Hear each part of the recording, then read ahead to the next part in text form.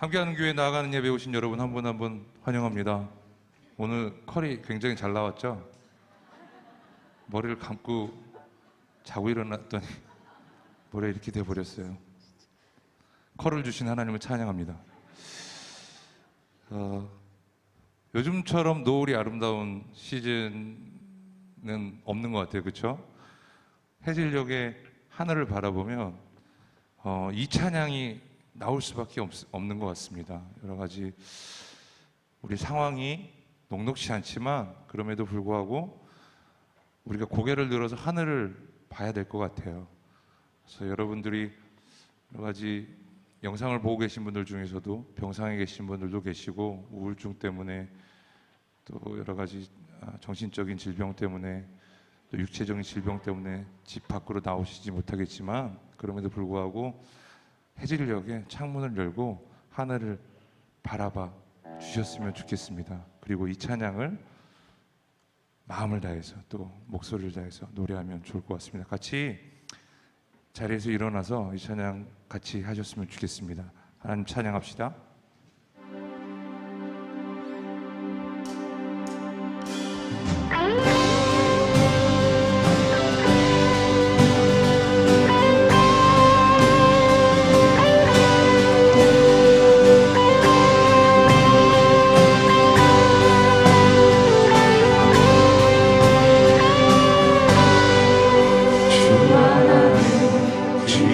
모든 세계 내 마음속에 그리워볼 때 하늘의 별 울려 퍼지는 내 성 주님의 없는 우주에 찬네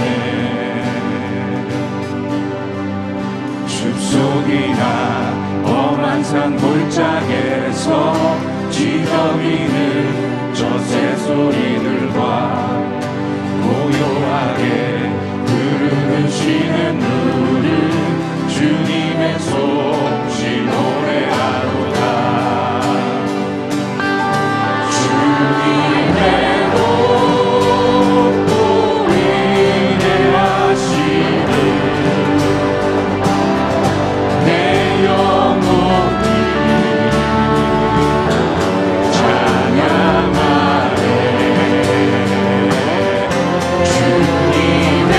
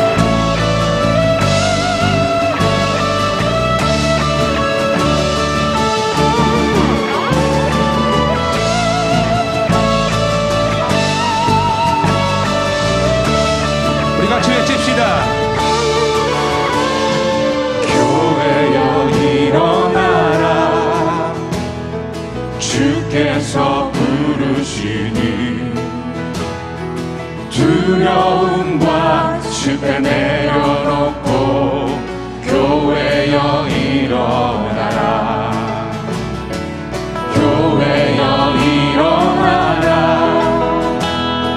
주께서 보내시니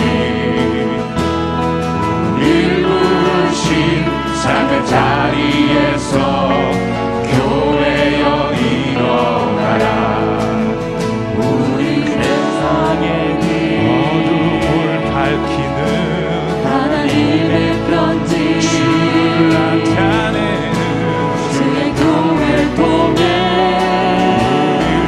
세상의 주를 보리라 일어나라 아버지 사랑으로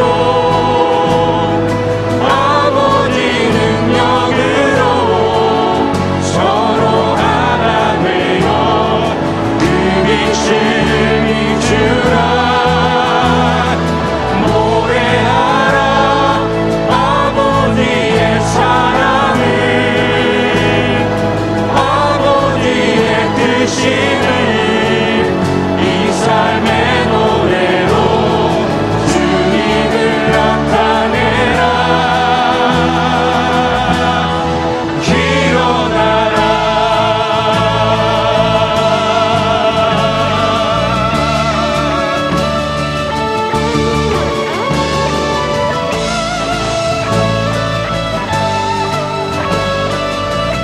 우리 힘있게 외칩시다. 교회여 일어나라 주께서 부르시니 두려움과 실패 내려놓고 교회여 일어나라 교회여 일어나라 주께서 보내시니 우릴 부르신 삶의 자리에서 교회여 일어나라 우리 세상의 어둠을 밝히는 하나님의 편지 주를 나타내는 주의 교회 통해 세상의 주를 보리라 일어나라 아버지 사랑으로 아버지 능력으로 서로 하나 되어 그 빛을 비추라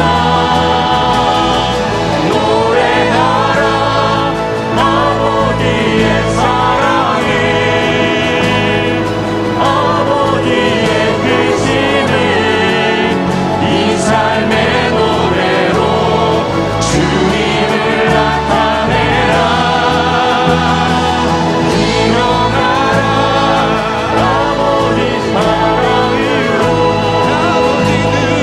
아버지 능력으로 서로 하나 되어 그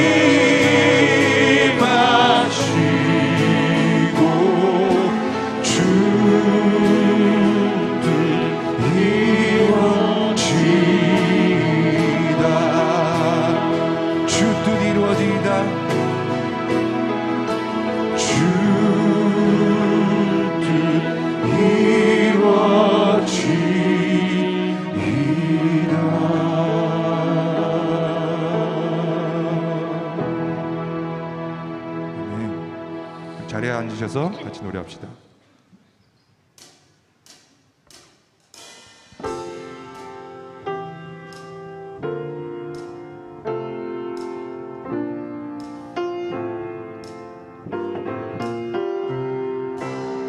하늘보다 높은 주의 사랑, 하늘에서 주잡이 내려 영원한 사랑 알게 하소서.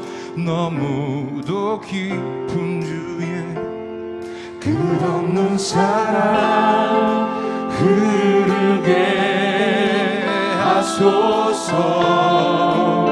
주 사랑 더 알게 하소서.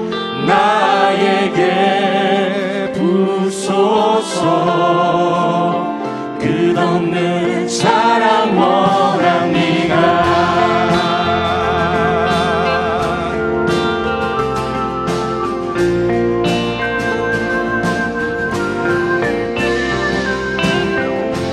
하늘보다 높은 주의 사랑, 하늘에서 주잡이 내려 영원한 사랑 알게 하소서.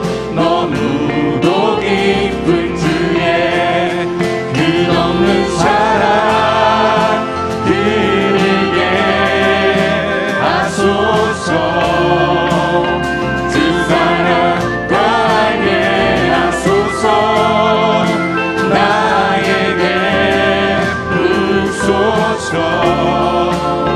끝없는 사랑 원합니다. 그 사랑 원합니다.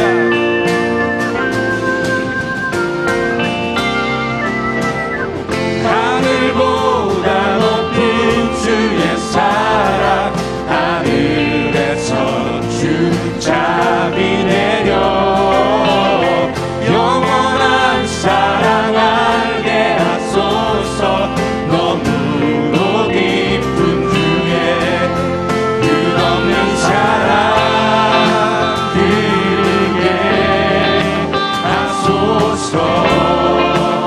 그 사랑 더 알게 하소서. 나에게 부소서. 끝없는 사랑 원합니다.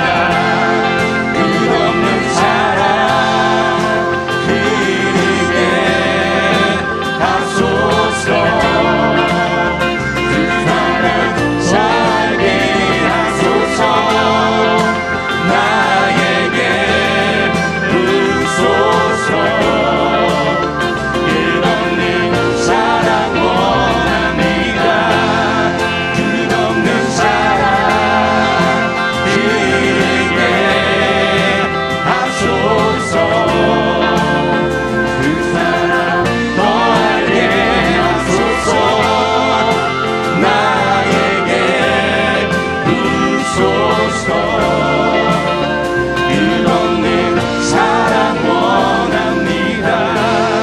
끝없는 사랑 흐르게 하소서. 주 사랑 더 알게 하소서. 나에게 부소서. 끝없는 사랑 한 번 더 노래합시다. 끝없는 사랑 흐르게 하소서. 주 사랑 더 알게 하소서. 나에게 부소서. 끝없는 사랑 원합니다.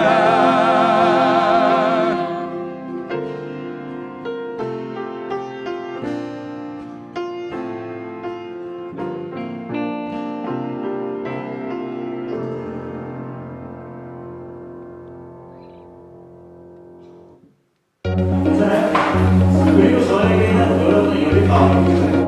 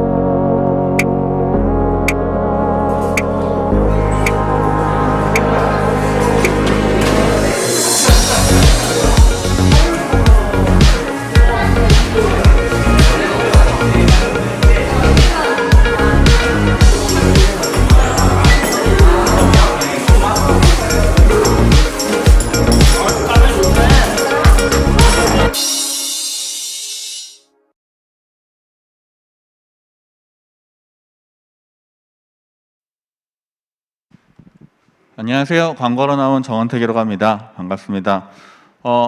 보신 것처럼 저희 벤치에서 예배가 매달 한 달에 한 번씩 있으니까요. 혹시 주위에 괜찮은 청년이 있거나 안 괜찮은 청년이 있어도 꼭 한번 초대해 주셨으면 감사하겠습니다. 잠시만요. 네. 광고하겠습니다. 봉삼당실 광고입니다. 봉삼당실은 마음속의 이야기를 털어놓고 함께 이야기하며 힘든 부분을 이야기하고 싶을 때 찾아오는 곳이라고 합니다.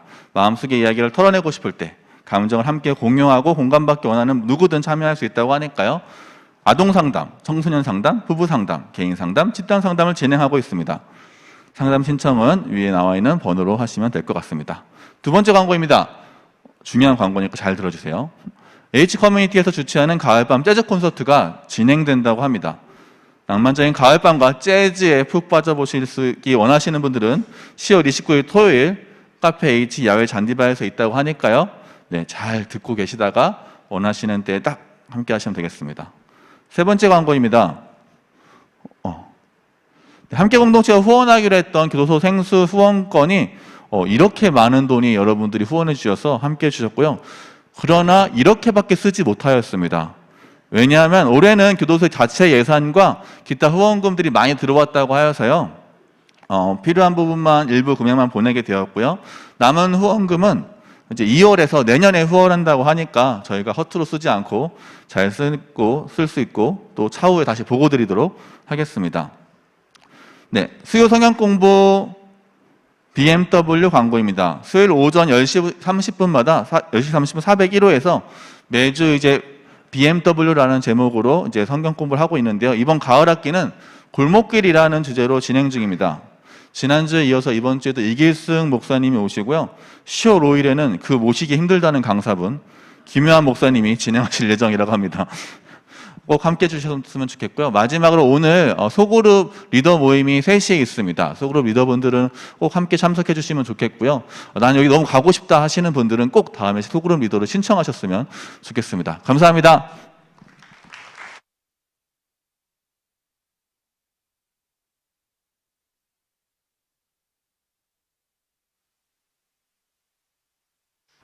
안녕하세요. 오늘 서울에서 막 나오는데 어찌나 추운지 막 덜덜덜덜 떨고 그러고 왔습니다. 이제 드디어 달달구리 마지막 시리즈를 여러분이랑 하게 되었습니다. 오늘은 여러분이랑 함께 나눌 메시지가 쌍쌍바예요. 쌍쌍바. 사진 좀 보여주시겠어요? 여러분 쌍쌍바 아시죠? 사진처럼 아이스크림에 막대기를 2개 꽂아놓고 나눌 수 있는 디자인, 저게 어떤 컨셉이 되었고 그게 아이덴티티가 되고 그 덕에 이제 각인 효과를 본 아이스크림입니다. 그런데요, 굉장히 신기한 건 다음 사진도 보여주시겠어요? 혼자 먹는 쌍쌍바도 나왔대요. 보셨어요, 여러분? 사진처럼 이렇게 혼자 먹는 쌍쌍바가 나왔다는 걸 제가 보게 되었는데, 제가 저거를 보고 그런 생각이 드는 거예요. 아니, 쌍쌍바를 혼자 먹으려고 살까? 이런 생각이 들었어요. 왜냐하면 맛은 사실은 빠삐코랑 좀 비슷하잖아요.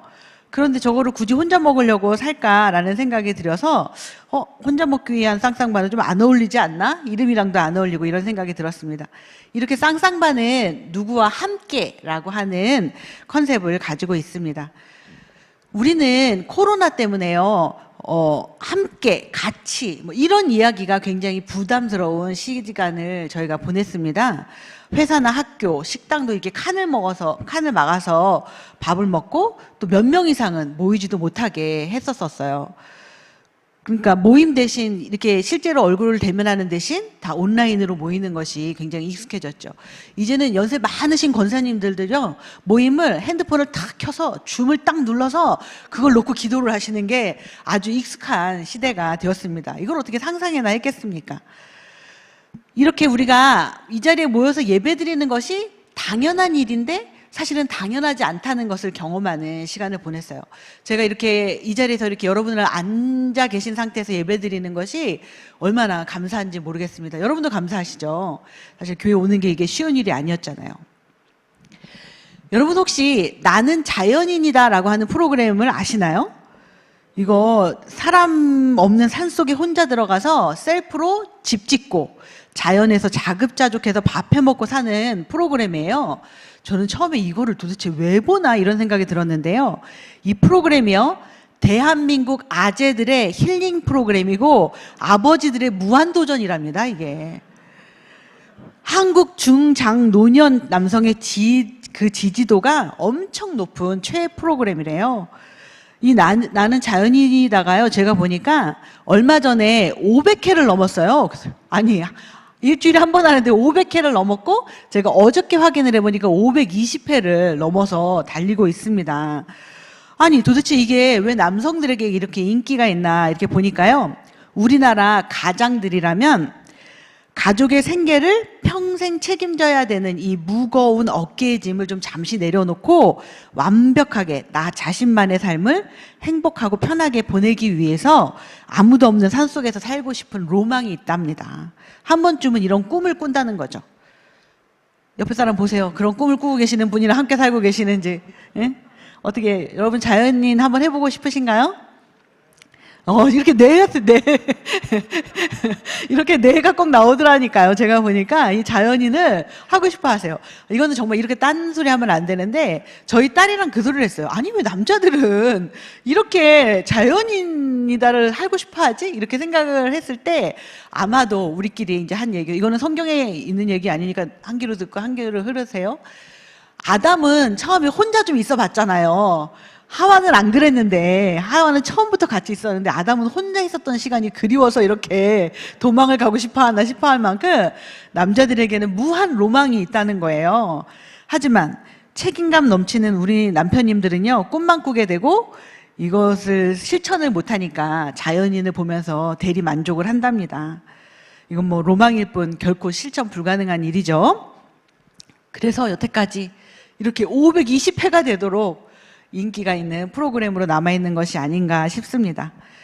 우리는 살면서 관계의 피로도가 굉장히 높잖아요. 그래서 피곤해, 진짜 아무도 없는 무인도에 가서 딱 1년만 살고 싶어, 이런 이야기를 저희가 종종 할 때가 있습니다. 어떤 작가가요, 그래서 이렇게 쓴 문장을 봤는데 저는 굉장히 공감이 되었어요. 인생이란 외로움을 견디거나 타인을 견디는 것이다. 여러분, 어느 게 더 쉬울 것 같아요?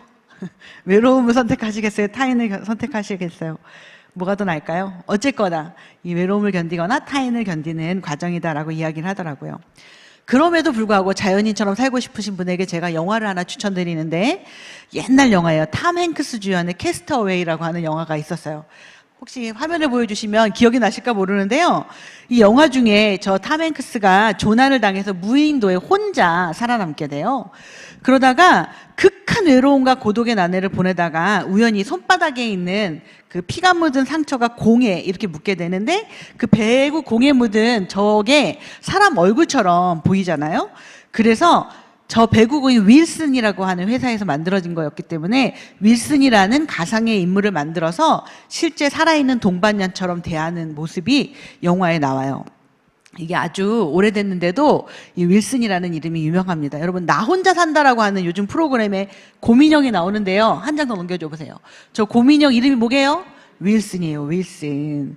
여러분, 이만큼 이 윌슨이라고 하는 이름이 이렇게 나올 만큼 이 무인도에서 살았던 이 공이 유명합니다. 근데 제가 더 놀란 건요, 제가 이거 검색하면서 사진 찾다 보니까 여기 나오는 저 공 있잖아요. 그 탐 행크스에 나왔던 저게 경매로 3억이 넘게 팔렸대요. 아니, 저걸 왜 3억이 넘게 사가죠? 그런데 저만큼 의미 있는 영화였었던 것 같아요. 3억이 훌쩍 넘은 가격에 판매되었답니다. 여러분, 아직도 자연인을 꿈꾸고 싶은, 자연인이다를 꿈꾸고 싶은 분이 계시다면 이 영화를 한 편 보시기를 바랍니다. 싹 생각이 사라지실 거예요. 여기가 좋사오니 하실 겁니다. 이러니 저러니 해도 인간은 이렇게 개인으로 존재하고 있어도 혼자 살 수 없고, 또 다른 사람과 상호작용을 하면서 함께 어울려 살아가는 존재입니다. 그렇게 하면서 또 자신의 존재를 확인할 수 있고요. 성경에서도요, 하나님이 그러셨어요. 사람이 혼자 사는 것은 좋지 않다, 그렇게 말씀하셨습니다. 오늘 함께 보실 말씀은요, 마가복음 2장 1절에서부터 5절, 11절부터 12절 말씀인데요. 제가 읽겠습니다. 며칠 뒤에 예수님께서 가버나움으로 돌아오셨습니다. 예수님께서 집에 계시다는 소문이 퍼졌습니다. 그러자 많은 사람들이 모여들어 가득 찼습니다. 심지어 문 밖에도 서 있을 곳이 없었습니다. 예수님께서 그들에게 말씀하셨습니다. 4명의 사람들이 예수님께 중풍병 환자를 데리고 왔습니다. 이들은 사람들 때문에 예수님께 들어갈 수가 없었습니다. 그래서 예수님이 계신 곳에 지붕을 뜯어냈습니다. 이들은 뚫어낸 지붕 구멍으로 중풍병 환자가 누워있는 침상을 아래로 내렸습니다. 예수님께서 이 사람들의 믿음을 보시고 중풍병 환자에게 말씀하셨습니다. 아들아, 내 죄가 용서되었다. 11절 12절은 여러분 읽어주세요. 시작.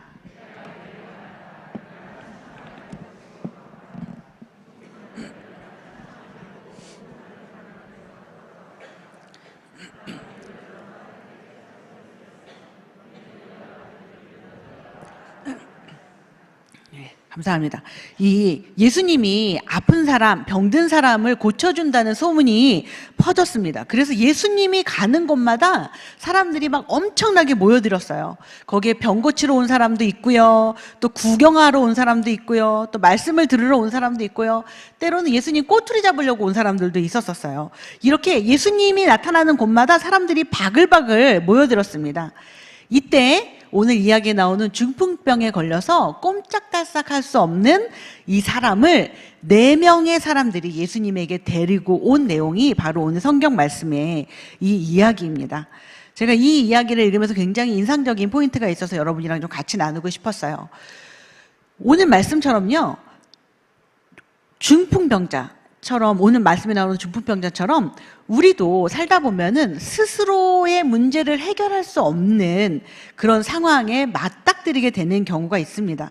그래서 누군가 나를 도와주지 않으면 내가 그 문제를 해결할 수 없는 상황이 되는 경우가 있다는 거죠. 만약에 여러분이 이 본문에 나오는 중풍병에 걸린 그 환자라고 생각 한번 해보세요. 스스로는 아무것도 할 수 없는 존재가 되었을 때 여러분을 도와줄 수 있는 이런 4명의 친구가 여러분에게는 있으신가요? 아마도 뭐 이렇게 생각해 보시면 4명의 친구가 있습니다. 이렇게 대답할 수 있으실 거예요. 근데 제가 이 말씀을 준비하다가 성경적인 관점에서 이야기하는, 우리 이제 교회에 모였으니까 성경적인 관점에서 이야기하는 친밀한 우정이 무엇인지를 이렇게 규정해 놓은 책을 읽게 되었어요. 그것을 한번 여러분에게 설명드려 보시고 싶었어요. 그 책에 있는 내용을 제가 그대로 읽어볼게요. 그 책에 어떻게 써 있냐면 성경적인 관점에서 이야기하는 친밀한 우정이에요. 세미나 참석자에게 좋은 친구가 있는지 묻는다. 대부분 손을 든다. 그 다음에 우리는 성경적인 관점에서 친밀한 우정이 무엇인지 규정하도록 그들을 돕는다. 친한 친구란 꾸준히 함께 시간을 보내는 사람이다. 이 친구에게 자신의 두려움을 말할 수 있고 자신의 죄와 갈등을 자백할 수 있다. 가식이나 숨김이나 비밀이 없다. 우리는 함께 기도한다. 제기되는 문제들을 놓고 함께 성경도 찾아본다. 나의 결함이 어떠하든, 나의 직업이 무엇이든, 내가 돈을 얼마나 벌든 그 친구는 나에게 마음을 쓴다. 친밀한 우정은 쌍방향이다. 그 친구도 자신의 삶을 솔직하게 나와 함께 나눈다. 우리가 이런 식으로 정의를 내리면 참석자들은 다음과 같이 말한다. 내 아내와 남편이 그런 사람인 것 같아요. 전에는 그런 친구가 있었지만 우리 교회에는 없네요. 라는 답을 하는 것을 보았다. 여러분은 어떠세요? 여기서 이야기하는 이런 친밀한 우정, 정말 자기의 모든 것들, 죄된 부분까지도 나눌 수 있는 이런 친구가 있으신가요? 우리가 아까도 말씀드렸지만 살다 보면 이렇게 중풍병에 걸린 환자들 마냥 감당하기 힘든 일들을 겪게 됩니다. 그런 과정을 통해서 내 자신이 얼마나 연약한지도 깨닫게 되죠. 저도 개인적으로 이런저런 예상치 못했던 사건이 터지면서 정말 캄캄한 동굴에 갇힌 것 같은 시간을 보낸 적이 있었어요. 뭐 있잖아요. 그때 느낌이 어땠냐면 이게 동굴인지 터널인지 잘 모르겠는데 저 끝에 바늘구멍만한 빛만 하나 있어도 견딜 것 같은데 그 빛이 안 보이는 상황 가운데 있어 본 적이 있었습니다. 저에게 그 사건도 굉장히 충격적이었긴 했지만, 그래서 제가 그 사건 속에서 막 허우적거리긴 했었지만, 그렇게 인생의 폭풍우가 몰아치니까 깨닫게 된 게 하나 있었었는데요. 그건 바로 나에게 믿음이 없다는 거였어요. 저는 매주 설교를 하면서 믿음을 엄청 강조했었거든요.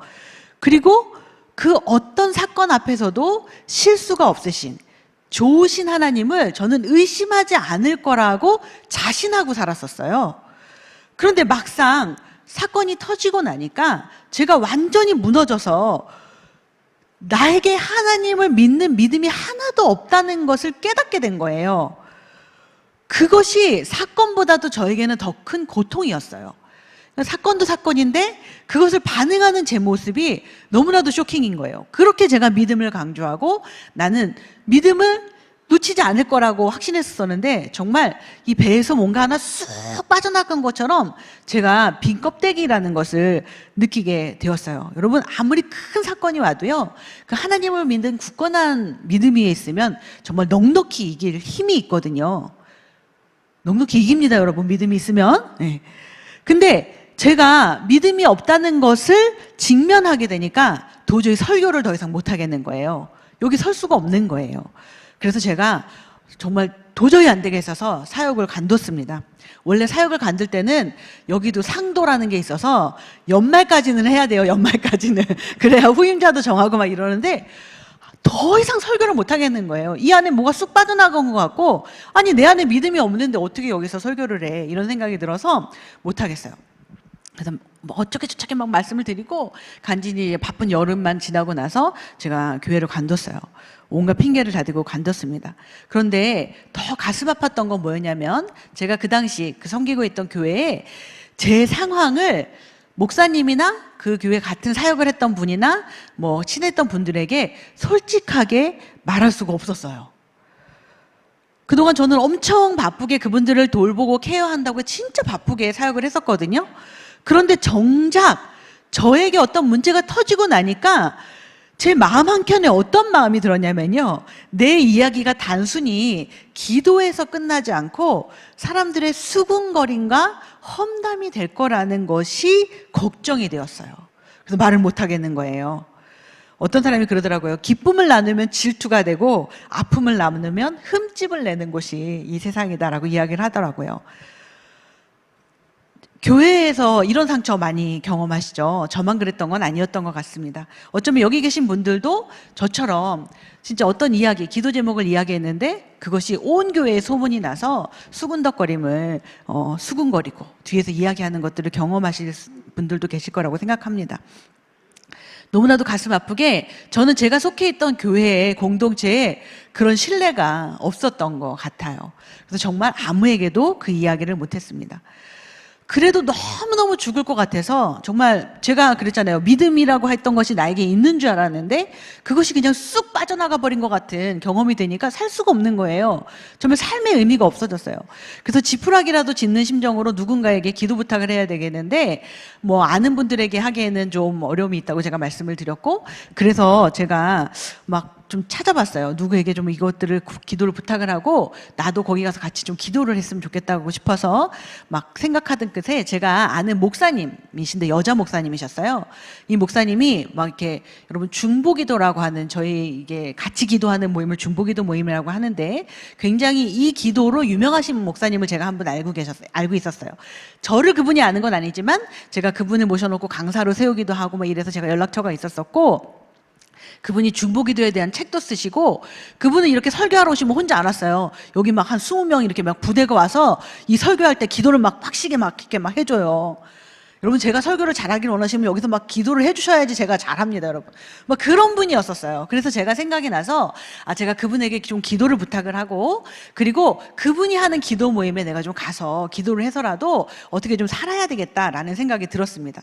제가 그래서 그분에게 용기를 내서 이제 카톡을 막 썼어요. 정말 제가 누구고 어떤 상황 때문에 이렇고 막 정말 장문에 진짜 막 정말 소상하게 모든 내용들을 카톡을 써서 보냈습니다. 그것도 막 눈물을 펑펑 흘리면서 막 이렇게 보냈어요. 근데 여러분, 젊은 사람들이 하는 용어인데 이런 용어를 써도 되는지 모르겠지만 일십을 당했습니다. 일십. 여기 그게 뭔지 아세요? 읽으셨어요. 금방. 읽었는데 답이 없는 거예요. 난 좀 바쁘시겠지 이렇게 생각을 했어요. 바쁠 수 있잖아요. 답을 뭐 너무 심각한 내용이니까. 근데 몇 년이 지나 지금까지도 여전히 답이 없었어요.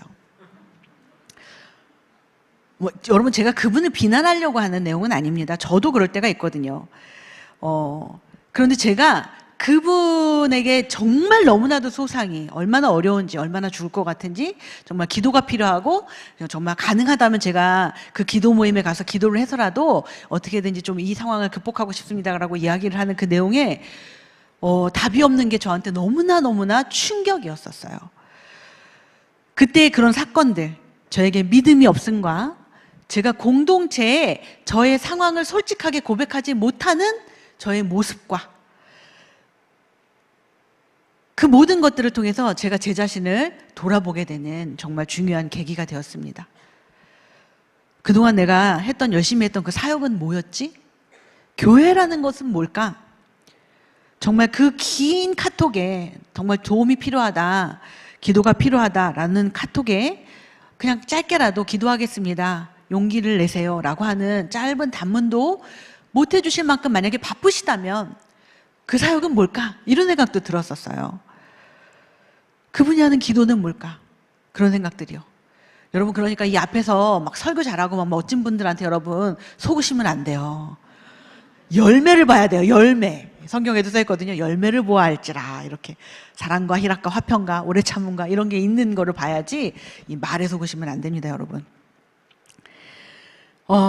여러분은 성경에 나오는 중풍병자처럼 혼자는 움직일 수 없어서 들것에 실려 다녀야 되는 그런 상황이 올 때 가식이나 숨김없이 나의 죄된 부분, 오픈이 되었을 때 수치스러울 수 있는 부분조차도 솔직하게 기도를 부탁하고 요청할 사람들이 있으신가요? 그리고 만약에 누군가 여러분에게 기도를 부탁하면 정말 진심으로 기도를 해주시나요? 우리는 기도할게요 라고 하는 말이 제가 보니까 밥 한 번 먹어요 랑 동일한 느낌이 되어버린 것 같아요. 기도할게요 라고 이야기하는 것은 그냥 인사치레처럼 되어버린 것이 아닌가라는 생각을 많이 하게 되는 거죠. 다시 성경으로 돌아와서요, 이 중풍병자는요, 도움이 필요할 때 도와줄 사람이 4명이나 있었습니다. 그런데 예수님 앞에 도와주러 가는 길이 쉽지는 않았어요. 사람들이 너무 많이 모여서 예수님이 있는 곳이 문 밖에까지 사람들이 가득해서 예수님께 먼저 온 사람들이 장벽이 되어서 그 사람들 때문에 예수님 앞에 갈 수가 없었어요. 굉장히 아이러니하죠. 누가 양보를 좀 해주면 좋겠지만 여러분, 또 은혜 받으러 온 사람들이 절대 양보 안 합니다, 여러분. 그 큰 집회 같은 데 가면요, 거기 막 은혜 받으러 큰 집회 같은 데 가보시면요, 막 이 앞자리에 막 가방을 막 다 던져놓고 뭐 내가 좀 앉으려고 그러면 여기 자리 있어요? 막 이렇게 이야기를 하는 거예요. 뭐 가방만 쫙 맡아놓고 뭐 그리고 마음에 이제 은혜 받으러 갔다가 마음에 상처를 받아요. 그래도 마음을 추스리고 간신히 은혜 받고 나오다가 주차장에서 또 그지 깽강이처럼 차는 사람 때문에 또 마음이 다 털어먹고, 아니 교회 다니는 사람들이 주차를 왜 이렇게 해? 뭐 이런 생각이 들면서 은혜를 다 털어버리더라는 거죠. 아이러니하죠? 은혜 받으러 왔는데 은혜 받으러 온 사람들 때문에 상처를 받습니다. 여기서도 예수님 만나러 왔는데 예수님 만나러 온 사람들 때문에 예수님을 만날 수 없는 굉장히 우픈 상황이 이 삶에도 펼쳐지는 거죠. 제가 주변에서 많은 사람들을 통해서 예수님은 좋은데 예수님 믿는 기독교인들이 싫어서 예수님도 안 믿겠다는 사람들 정말 많이 봅니다. 근데 정말 안타까워요, 여러분. 견월망지, 보면 이렇게 제가 이렇게 달을 가르치면 사실 달을 봐야 되는데 그 달을 가르치는 손이 너무너무 싫어서 달도 보기 싫은 거죠. 이 달을 바라보고 싶은 아름다운 손이 돼야 되는데 이 손 때문에 달마저도 무시해버리는 상황이 많이 펼쳐집니다. 정말 가슴 아프고 안타깝습니다. 아무튼 이 장애물이 이렇게 있었음에도 불구하고 이 친구들은요, 예수님께 나아가는 것을 포기하지 않았어요. 이들은 사람들 때문에 예수님께 갈 수가 없으니까 그 예수님이 계신 곳에 지붕을 뜯어냈습니다. 지붕을 뜯어내서 그 밑으로 예수님 계신 곳으로 이렇게 중풍병자를 달아내렸어요. 여러분, 무엇이 이들을 이렇게까지 포기하지 않게 했을까요? 여러분, 분명한 확신이 있었기 때문일 거거든요. 그게 뭐였냐면 이 문제를 해결해 줄 수 있는 유일한 분이 예수님이라는 것을 알았던 거죠.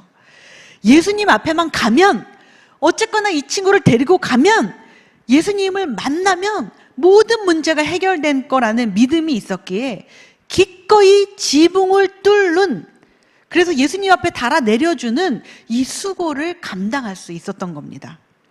제가 말씀드렸잖아요. 아까 저는 어려운 가운데 있었을 때 제가 도움을 요청했지만 아무런 도움을 받지 못했다고 말씀을 드렸어요. 이렇게 아픈 고백을 하는 저와는 반대로요. 제가 이렇게 달을 가르치는 아름다운 손가락이 많다는 것을 주변에서도 많이 확인을 합니다. 얼마 전에 가깝게 지냈던 권사님을 한 분 만나게 되었는데 이분이 암이 걸리셨어요. 유방암이 걸리셔서 항암도 굉장히 오래 하시고 힘든 시간을 보내셨어요. 근데 조금 괜찮아지셨다고 그래서 제가 이제 만나자라고 이야기를 했더니 목소리가 굉장히 밝고 만날 수 있다고 이야기를 하시더라고요. 그래서 제가 이제 그분을 뵈러 갔어요. 목소리가 밝아서 저는 괜찮을 줄 알았더니 실제로 만났더니 손발이 새까매, 정말 다가 그렇게 까말 수가 없어요. 새까매지고 다 갈라져서 피가 계속 나서 바세린을 옆에다 끼고 앉아서 계속 바르지 않으면 그 갈라진 손으로 항암이 너무 독한 거죠. 피가 나는데도 불구하고 이 권사님의 얼굴이 너무 밝은 거예요. 머리 가발 쓰셨죠. 손발 다 그렇게 갈라졌죠. 그런데 얼굴은 정말 천사와 같았어요. 그래서 제가 아니 이 힘든 항암을 하시는데 어떻게 이렇게 밝으실 수가 있어요? 이렇게 이야기를 했더니 이 권사님이 이렇게 이야기하시는 거예요. 자기는 이 고통스러운 항암을 너무너무 은혜스럽게 보내고 있다는 거예요. 어떻게 그러시냐고 물어봤더니 이건 내가 이겨내는 게 아니야. 이 나를 위해서 기도해주는 원자폭탄 같은 그 중보기도 덕분에 내가 지금 이렇게 하루하루를 살아나고 있다고 막 자랑을 하시는 거예요. 아파 보니까 이 공동체가 얼마나 중요한지 진짜 깨닫게 되었다고. 이 유방암 덕분에 내가 그동안 그리스도의 사랑이 뭔지를 머리로만 알았는데 내가 진짜 이것을 온몸으로 느끼고 산다고 막 그렇게 자랑을 하시는 거예요. 내가 이 사랑을 행여 잊을까 싶어서 이거를 수첩에다가 매일매일 기록하고 있다고 이야기를 하는 거예요. 그러면서 더 놀라운 건 어떤 한 목사님이요, 이 권사님을 위해서 6개월 동안 매일 빠지지 않고 전화로 기도를 해줬대요.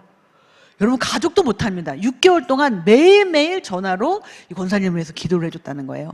저랑 이렇게 만나고 있는 그때도 전화가 이렇게 띠리링 오면 이렇게 받으시고 아멘 아멘 이렇게 하시는 거예요.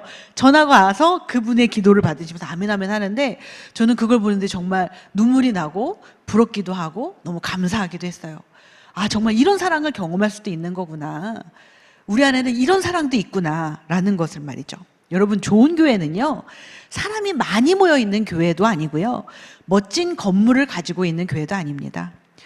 이렇게 중풍병에 걸린 이 병자와 같이 자신의 두려움, 고통, 수치, 죄를 감추지 않고 솔직하게 나눌 수 있는 공동체, 그것을 비웃거나 무시하지 않고 뒤에서 수군거리지 않고 함께 들 것을 들어주는 수고를 마다하지 않는, 지붕을 뚫어주는 수고를 마다하지 않는 공동체, 이게 정말 좋은 교회입니다. 오늘 본문에서요, 진짜 중요한 거는 그런 친구들 덕분에 이 중풍병자는요, 죄사함을 얻었습니다. 여기에 등장하는 중풍병자는요, 정작 본인은 한 게 아무것도 없어요. 본인은 가만히 누워 있었습니다. 그런데 이 중풍병 환자에게 뭐라고 얘기를 하냐면 5절 말씀 보시면 예수님께서는 이 중풍병자가 이렇게 내려와서 중풍병자를 보시고 처음으로 뭐라고 말씀하시냐면 내 죄가 용서되었다라고 이야기를 합니다. 아니, 병 고치러 갔는데 무슨 죄 용서를 말씀하시는 거죠? 여러분, 우리가 육신의 병 고침의 문제는요, 사는 동안의 문제이지만 죄사함의 문제는 영원의 문제입니다. 영원의 문제예요. 예수님은요, 우리에게 더 궁극적이고 더 근원적인 해답을 우리에게 주시는 분이에요. 사실 우리가 살면서요, 당면한 그 문제 하나 해결되었다고 또 다른 문제가 안 생기는 거 아니잖아요. 여러분, 당장 병이 나았다고 해서 우리가 육체를 가지고 있는 동안은 또 결국은 병에 걸립니다. 다른 문제들이 다른 문제가 또 발생한다는 거예요. 자녀 문제 있죠. 돈 문제 있죠. 관계 문제 있죠. 다른 문제들이 끊임없이 다가온다는 거예요. 이 문제만 해결되면 그런 거 없습니다. 그 문제 해결되면요, 또 다른 문제가 우리 삶 가운데 우리를 붙잡기 때문이죠. 이 세상을 사는 동안에 분명히 고통은 있습니다. 그런데 사람들은 이 세상 안에서 어떻게든 탈출구를 찾으려고 기대하는데 사실은 그 안에는 해답이 없다는 거예요. 저와 여러분을 죽기까지 사랑하신, 본인의 목숨까지도 내어주신 그 예수님 앞에 가야만 죄의 용서와 자유와 영원한 생명을 얻을 수 있습니다. 여러분, 그 진리가 여러분이 믿어지셨으면 정말 좋겠어요. 여러분, 그것이 여러분 심장 가운데 그래, 예수님만이 유일한 해답이라는 것이 믿어지시기를 소망합니다. 그렇기 때문에 우리가 들 것을 들어주는 수고도 감당할 수 있는 거예요. 여러분, 11절 12절 말씀 보면요, 이 중풍병자는요 죄의 용서도 받지만 결국 중풍병도 고침을 받습니다. 거기에 보면 일어나서, 본인이 벌떡 일어나서 자신이 끌려왔던 그 침상을 들고 갔다라고 써 있습니다. 아마도요, 이 고침받은 중풍병자는요, 자신이 실려갔던 그 침상을 볼 때마다 예전의 자신을 기억할 거예요. 사람들에게 이야기하겠죠. 나는 꼼짝달싹 못하고 누워 있었었는데 나를 포기하지 않고 지붕을 뚫어준 내 친구들 덕분에 내가 지금 여기 있는 거다. 당신도 혹시 도움이 필요하냐? 그렇다면 내가 당신에게 도움이 되어줄 테니 길이요 진료 생명 대신 예수님께 같이 가자. 나의 죄를 사해 주시고 나를 고쳐주신 예수님을 죽을 때까지 그 침상을 볼 때마다 증거할 거라는 거예요. 여러분, 저도요, 제가 그 진짜 믿음이 쑥 빠져나간 것과 같은 그 경험이 없었으면 저는 믿음이 없는 사람을 잘 이해하지 못했을 것 같아요. 어떻게 믿음이 없지? 어떻게 예수님을 못 믿지? 이런 교만한 소리를 정말 이 앞에서 짓거렸을 거예요. 그런데 제가 이 믿음이 정말 그냥 안개와 같이 사라진 상황 가운데서 그 깊은 터널 가운데 있으면서 아, 이 믿음도 하나님의 은혜였구나. 우리가 할 수 있는 건 아무것도 없구나. 믿음을 주시는 분도 하나님이었구나라는 건 알게 되니까 정말 여러분, 믿음 없는 분이 제 모습이기 때문에 이전에 기도해 줬던, 제가 그냥 기도할게요 라고 하는 그 기도할게요와 지금 제가 누군가를 위해서 기도할게요 라고 하는 그 기도는 차원이 다른 기도가 되었어요. 이 아픔을 통해서, 고통을 통해서 정말 저는 진정으로 다른 사람을, 아픔을 공감하는 사람으로 조금 더 변화되었던 것 같습니다. 여러분, 말씀을 마무리하겠습니다. 고린도전서 12장 27절과 26절 말씀을 제가 여러분에게 읽어드릴게요. 여러분은 그리스도의 몸이요 또한 그 몸의 지체입니다. 만일 한 지체가 고통을 당하면 모든 지체가 함께 고통을 당하고 한 지체가 영광을 얻으면 모든 지체가 함께 기뻐합니다. 그리스도의 몸이라면요, 우리가 여기 몸이 붙어 있으면 여기 손가락 아프면 온몸이 아프고 거슬립니다. 여러분, 손가락 밑에 가시 하나만 들어가도 아파야 되는 게 정상이에요. 우리가 일요일날 이렇게 예배 한 번 드리러 왔다가 가는 것만으로 우리가 모든 것들을 다 공급받는 것은 불가능합니다, 여러분.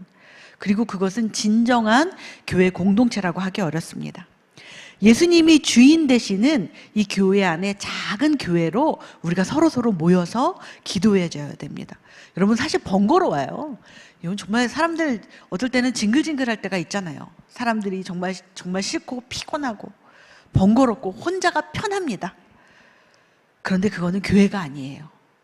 혼자는 교회가 아니에요. 예수님께서는 공동체를 교회라고 이야기했습니다.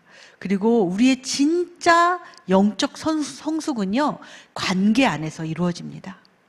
여러분이 진짜 성숙한지 아닌지는 관계를 통해서 검증받을 수 있는 거예요. 쌍쌍바라는 주제로 이야기를 나눴는데요. 여러분, 사진 보여주시면 쌍쌍바는 이렇게 둘로 나누면 저렇게 쫙 나눠집니다. 그런데요, 저렇게 나눠서 같이 먹는 거거든요. 그런데 다음 사진 보여주세요. 보통은 이렇게 나눠집니다.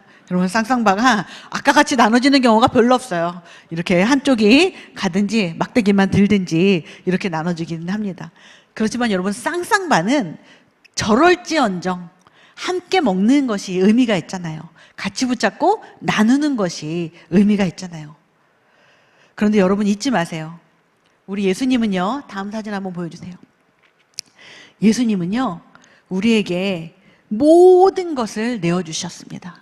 나누는 것을 넘어서 그분은 전부를 우리에게 주신 분이에요.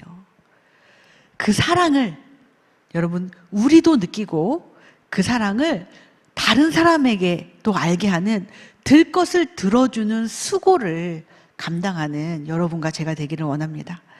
오늘 로마서 12장 15절 말씀, 기뻐하는 사람과 함께 기뻐하고 슬퍼하는 사람과 함께 울어줄 수 있는 그런 공동체가 되기를 여러분을 축복하며 말씀을 마치고자 합니다.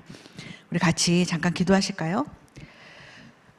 잠깐 떠올려 보셨으면 좋겠어요. 내가 기도해 줄게 얘기해 놓고 못하신 분 혹시 생각나는 분 있는가요? 내가 기도해 줄게 얘기해 놓고 인사처럼 말해 놓고 한 번도 기도하지 못한 분들이 있다면 이 시간 그분들을 위해서 잠깐 기도하는 시간 가졌으면 좋겠습니다. 그리고 혹시 내 마음 가운데 내가 너무 힘들고 교회 안에 공동체에 속해 있지 못하다면 하나님 저에게도 정말 들 것을 들어주는 그 수고를 감당하는 공동체 안에 소속될 수 있도록 도와달라고 잠시 기도하겠습니다.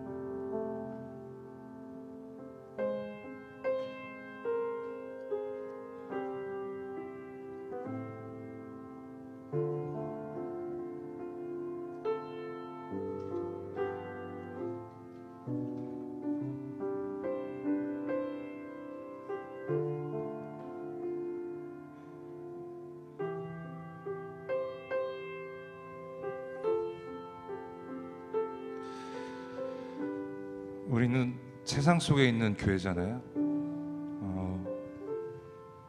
세상이 없으면 교회도 없습니다. 그렇죠? 교회만 따로 우리가 세상에서 분리되어서 또 우리가 신앙인으로서 세상과는 분리된 삶을 살 수는 절대로 없습니다. 중풍병자들 또 아픈 분들 얼마나 많습니까? 그렇죠? 연구에 의하면요, 손을 한번 잡아주는 것만으로도 누군가 아픈 사람들의 통증을 느끼고 있는 사람의 손을 한번 꽉 잡아주는 것만으로도 통증이 40%가 넘게 줄어든대요. 그거 하러 예수님이 오셨잖아요. 그렇죠? 우리도 누군가에게 그런 사람들이 됐으면 좋겠습니다. 이 노래 같이 하시면서 생각나시는 분이 있다면, 노래하시다가 생각나시는 분이 있다면 기도하셔도 좋고요. 또 생각나시는 분이 있다면 그분의 얼굴을 떠올리시면서 마음을 다해서 위로의 말을 전했으면 좋겠습니다.